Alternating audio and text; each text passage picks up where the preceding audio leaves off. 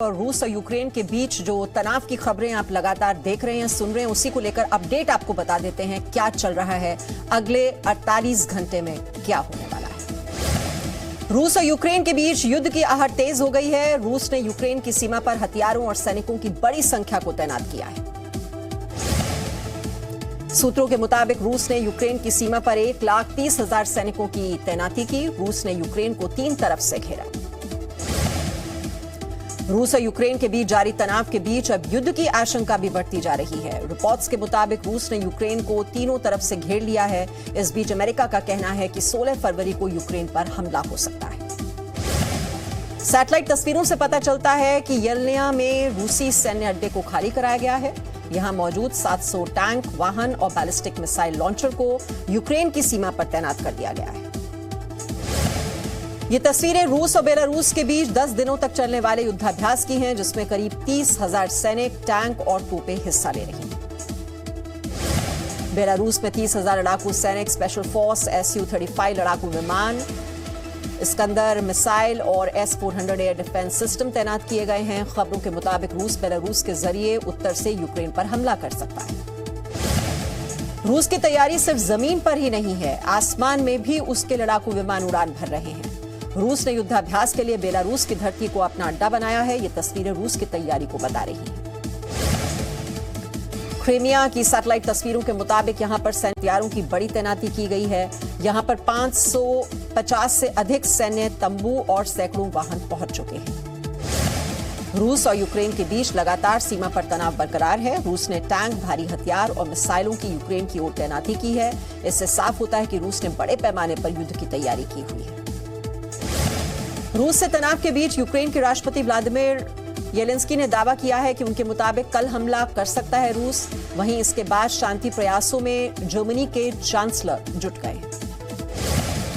Ukraine के राष्ट्रपति ने फेसबुक पर किए पोस्ट में लिखा, बातचीत के माध्यम से हर तरह के विवाद को सुलझाना चाहते हैं।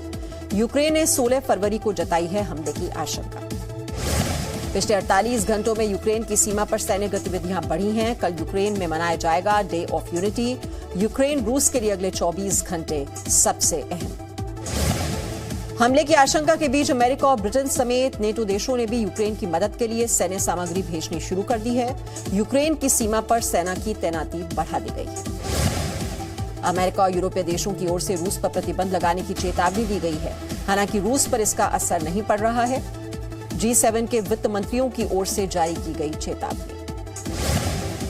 यूक्रेन पर बढ़ते हमले के खतरे के बीच केंद्र सरकार ने भारतीय नागरिकों के लिए एडवाइजरी जारी की है।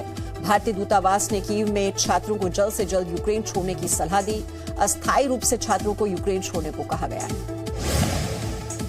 इस बीच रूस के टॉप राजनयिक ने राष्ट्रपति पुतिन को सलाह दी है कि वो यूक्रेन पर हमला करने की जल्दी न करें और पश्चिमी देशों से बातचीत जारी रखें।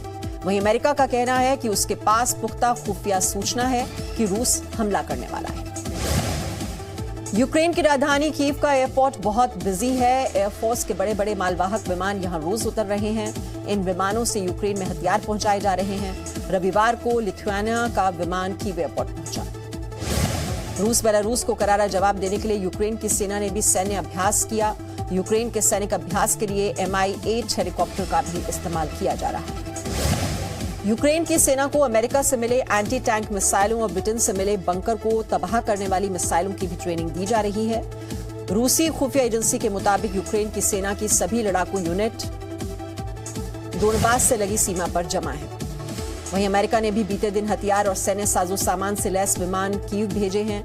अमेरिका यूक्रेन को हथियार, गोला बारूद भी नहीं, आर्थिक मदद भी लगातार दे रहा है। यूक्रेन का अमेरिका दे रहा है साथ। अमेरिकी दूतावास के मुताबिक 2 लाख पाउंड से ज्यादा की मदद यूक्रेन को अब तक दी जा चुकी है। पोलैंड के रक्षा मंत्री ने कहा है कि अमेरिका पोलैंड को 3,000 अतिरिक्त सैनिक भेजेगा, क्योंकि रूस ने यूक्रेन के पास अपनी सेना के निर्माण के बाद बेलारूस और काला सागर में सैन्य अभ्यास किया था। यूक्रेन सीमा पर बढ़ते रूसी सैनिक के बीच अमेरिकी सरकार ने बड़ा फैसला लिया। विदेश मंत्रालय ने दूतावास को कीव से लवीव भेजने का फैसला लिया। ब्लिंकन ने कहा, यूक्रेन सरकार के संपर्क में अमेरिका प्रतिबद्धता पर नहीं पड़ेगा असर। रूस की सेना ने यूक्रेन को उत्तर, पूर्वी और दक्षिण की ओर से घेरा हुआ है। वहीं रूस का कहना है कि सैनिकों की तैनाती सैन्य अभ्यास के लिए की गई है।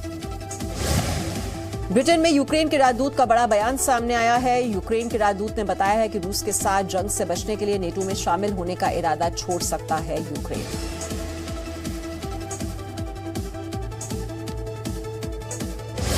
Presenting B News app, available on Google Play and App Store. Download it now.